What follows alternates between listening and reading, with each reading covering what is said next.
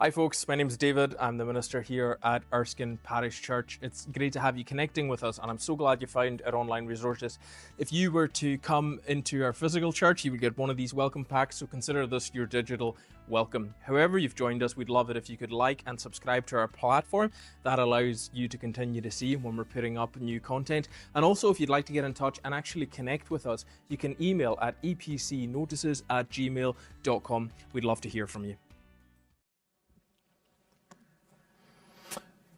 We're looking at future hope, which hopefully you've seen. There's a good few notes of that all the way through the book of Malachi. But for the people of Israel, they are ending on a really low ebb. From their point of view, the promises that they had about their national fulfillment, about their victories and triumphs, about the glory of their nation, had not really materialized. And so you close out the book in a very real sense that the story is left unfinished, that everything that God told the people to hope in has not materialized and come to pass. And so what's going to become of them and it? And I think many times we often feel that in our own lives, that perhaps our hopes are somewhat stalled or delayed, that there's a sense of incompleteness to the direction we thought our lives were going, and we're perhaps waiting on something, on some kind of fulfillment. And God is not immune from any of those feelings which we have, and is not disinterested in them. In fact, he takes the concerns and burdens of his people very personally. And so this morning I want to look at the way different kinds of people appear in this. I want to do something I haven't done in a while, and just do a very textual sermon and look at specific phrases within this that I think hopefully will give us a real anchor to hang our hopes in as we come into Advent. I want to first look at the arrogant, or in some translations it'll say the wicked. Then I want to look at those who revere God's name, or those who fear the Lord in some translations. That's another group. And then lastly, the Son of Righteousness. Quick refresher of where we are. Malachi, it's after the people of Israel have been exiled from their homeland and their, if you like, promised land, spent 70 years in captivity by the great Babylonian Empire, and then they were allowed to come and return and to rebuild their nation. But they've been plagued by injustice, which is rampant among them as a society. They've got complete disconnection from God. Their priesthood, their Levitical system, if you like, the equivalent of their church, their religious institution, is a parody of what it's supposed to be, because it's not doing its job. And the people who are charged with helping lead and steward others to God are not taking that seriously at all.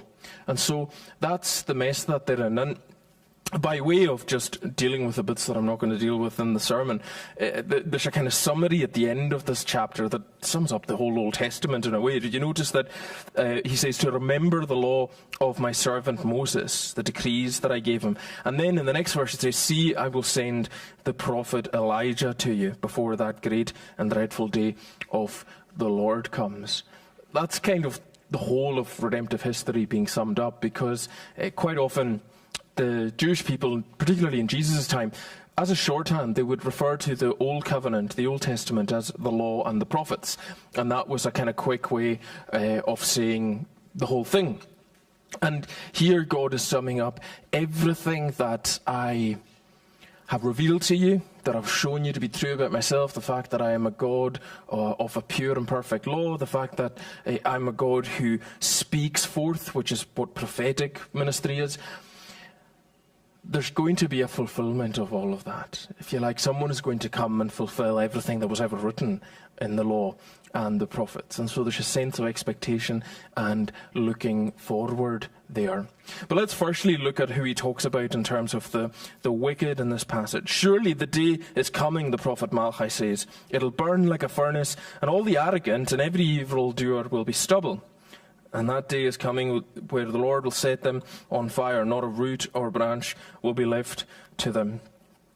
This is why I like taking whole books of the Bible and preaching through them, because those are texts that ordinarily I would not leaf through and land on that and go, yeah, I'll preach that. That'll be a really easy sermon about the great and terrible day of the Lord. But then when you do it, you find that it's rewarding because it is the Word of God. The day of the Lord is an idea in the apocalyptic Jewish imagination. That just means that they had a whole genre of thinking, of literature, of their imagination that was looking forward to the end of all things, to the day where God would come and sort everything out himself directly here on earth. And we still have that as a genre, apocalyptic. It's got film titles, anything that was popular in the 80s and 90s, a lot of it had a huge apocalyptic strain, and I actually really like those kinds of films. It's looking at and thinking about the end of the world, because as people, this never leaves our imagination. We, by our very nature, look forward with expectation, not just with hope for either healing or deliverance or all the good stuff, but also for justice, because we're hardwired for that. And we have, I think there's a kind of an impending sense of doom that we quite often have, particularly in the wake of the Cold War. So apocalyptic and Holocaust type stuff became really a good way to give expression to that part of our imagination. But also, we have a sense that there is rampant injustice in the world, and that things aren't sorted out, and there's something that feels vindicating and right about a day coming when that will take place. So into that imaginary world, imagination, I don't mean imaginary as in made up, I mean as in what people conceive of in their minds, God addresses through Malachi the arrogant and evildoer who will be stubble and will be burned up. So the burned up in this apocalyptic world is usually a metaphor. It means quite often to purify, particularly if it's talking about the people of God. It's about a deep clean, a spring clean, a cleaning house, and purifying everything that, so that quite often the other images that are used in Malachi are of metallurgy, where the most precious metals would be put in to refine and pull away all the rubbish so that the good, valuable stuff was left. And that's the way fire was imagined and used quite often between God and his people. But it's also one of destruction of what shouldn't be there. It's to get rid of the stuff, to encourage the good and the growth of the better. I remember, that's where the phrase comes from, set the heather on fire, but I remember quite often growing up in Lewis, I would find it quite disturbing and shocking when you'd be driving over, to your grandparents or whatever, and those huge parts of the moor just going up in flames, and you thought it was an accident, or you need the fire engines to come. But then, an adult would explain to you that there's a real deliberate process to that, and it's necessary because it encourages the growth of the right stuff and so on, or it controls certain wild areas. So we have a concept for that. And while it strikes us as being negative, because that's not, these are not the verses that we put on fridge magnets or anything from the Bible, it's actually a really important part of who God is, because he is a just God. And so when he's talking about the wicked, the arrogant, the evildoer, they're all interchangeable, or the insolent. And it's shorthand for all those who don't fear God. And remember, Malachi is written kind of very in-house. So he's basically talking about the people who wander around and they've got God's name on their lives and on their lips, and they take part in the religious ceremonies and all of that, but they don't really have any, and fear of the Lord doesn't mean terror, it means respect and reverence. They don't really respect God. They probably don't even act like he's real, because they treat everyone else like rubbish, and they are trying to build their own kingdom or empire, or whatever it is, or they're using God and the system to make contacts and to continue accrue social capital and climb the ladder within their own world. All of those things, they've got all those reasons for being in the tribe that they're in, other than love and fear of God. And God is essentially saying, I'm going to come and clear all that away. Because none of that is helpful. And let me give you a salient and contemporary example of why we still need this kind of aspect of God's character and this language and this imagery. Within it's probably the last couple of weeks, my timeline's not great, but the Archbishop of Canterbury resigned, had to resign by his own his own description of events. Because there was an abuse scandal led by priest John Smythe, who had abused young boys within the Church of England system for years. It became a police investigation, but the Archbishop, by his own admission, did not take it seriously enough and did not pursue whether it was going everywhere.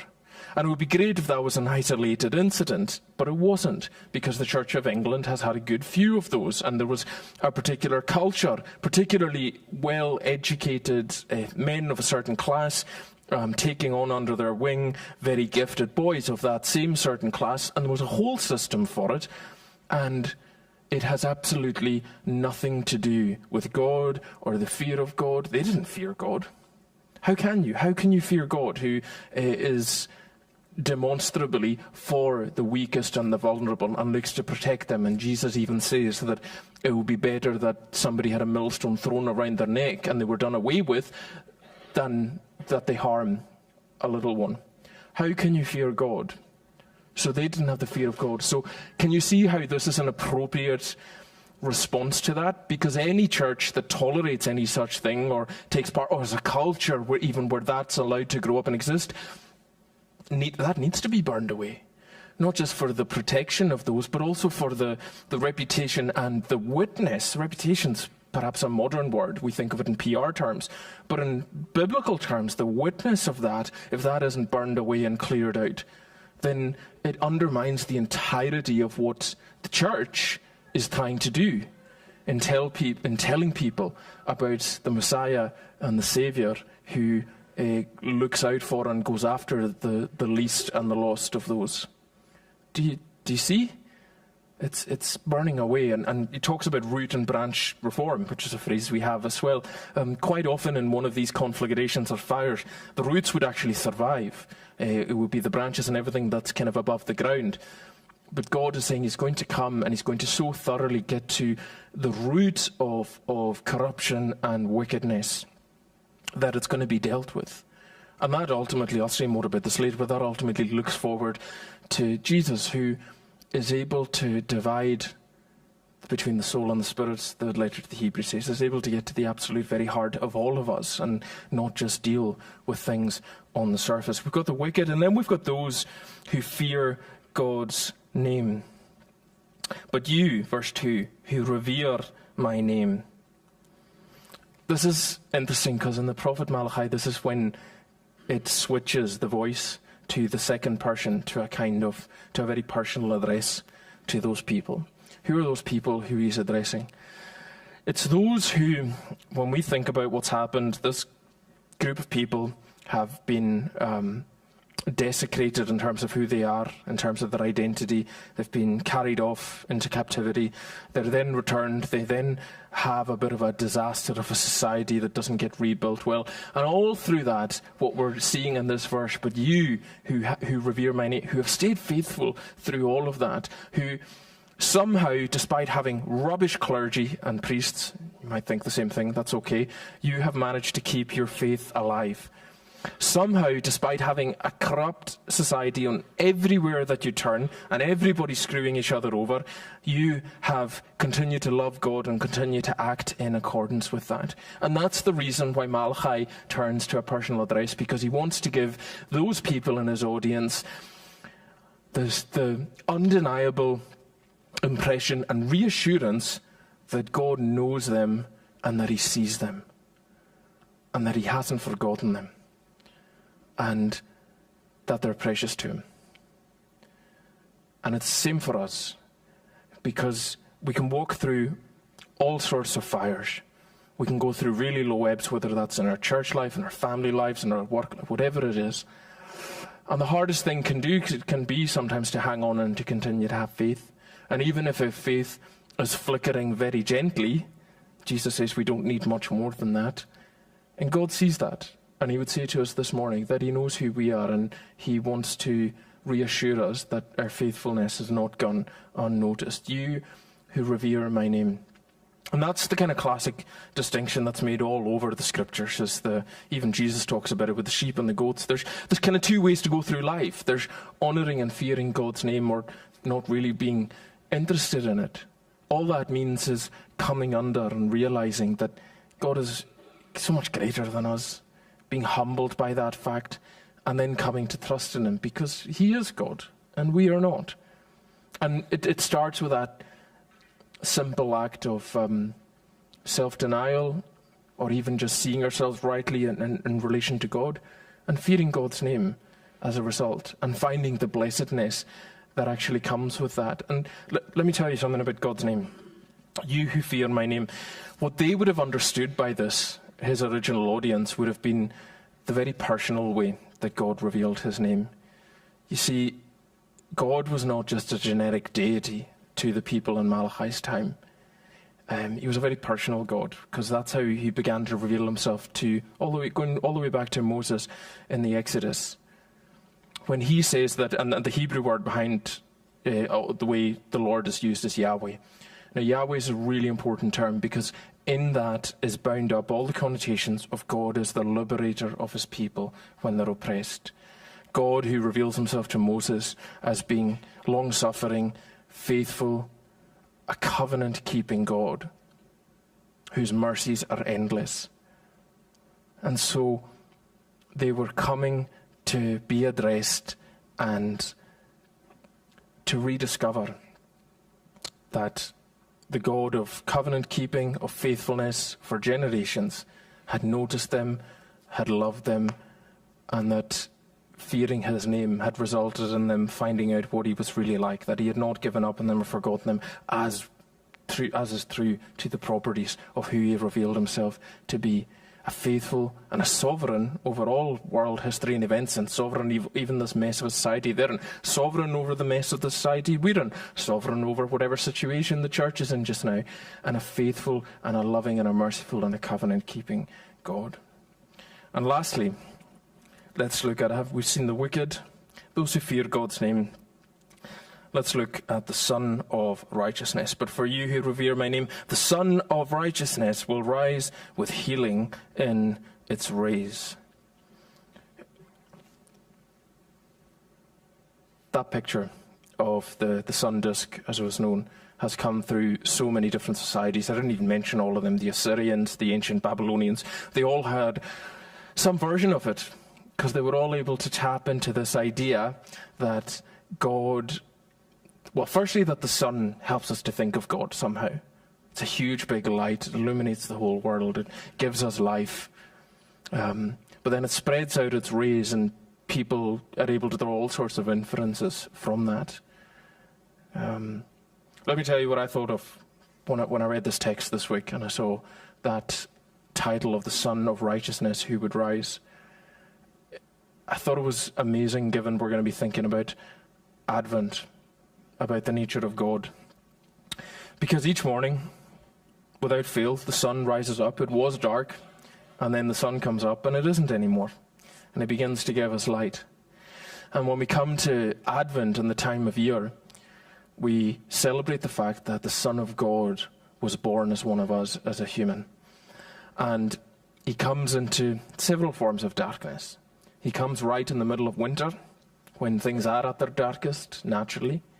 He comes into a very dark world, and a very dark part of it, where there's an empire that's run by megalomaniacs, and where people are vying for more and more power, where there's sin and injustice all around, and he comes into that. And he brings his light. He is the light of the world, and the darkness cannot and shall not overcome it. And he does all of that, and then he's put to death. And he's put into the coldness and the darkness of the grave. And the Son of Righteousness will rise with healing in its rays. The reason we're here and the reason we celebrate Advent is because, lovely as that is, and as perfect as the life that Jesus lived was, ultimately he was put to death as a common criminal. But death was unable to hold him. And the Son of God was able to rise. And from doing that, he defeated death. And for some of us, when we think of darkness, a lot of what we think of is death. Because death is the final enemy. It's the darkness that none of us on our own are able to overcome. It's the one that's probably left the most sting in most of our lives, or it hangs over us sometimes like a shadow that can be hard to deal with. And rather than just give us platitudes or more things to hang on to, God has given us his own Son, who rose because death was unable to hold on to him. I say that all the time at funerals, but it's meaningful because it means that the one that we trust in was not bound by death, and that he went into willingly the darkness of death and rose with healing in his race. You see, Jesus rising from the dead, he ascended and he continues to be at the right hand of God. Why? We're told that he's there and he's interceding on your and my behalf for us. He continues to bring healing to millions across the world. He continues to bring healing to you and me if we'll let him. You see, what he does is he spreads his love and his gospel all through the world, if you like. Protective wings, God's spoken like that a lot in the Psalms. And he invites any of us who want to know that love, who want to know that connection to one who has overcome the power of death, to find safety and shelter in his wings, with the promise that he is the one who keeps his covenant, who is faithful, that he is sent by the God of all mercy and of love, and that he will never leave or forsake us. And so let's make sure that we find shelter in his wings, because the Son of Righteousness has risen. May God bless his word to us this morning. Amen.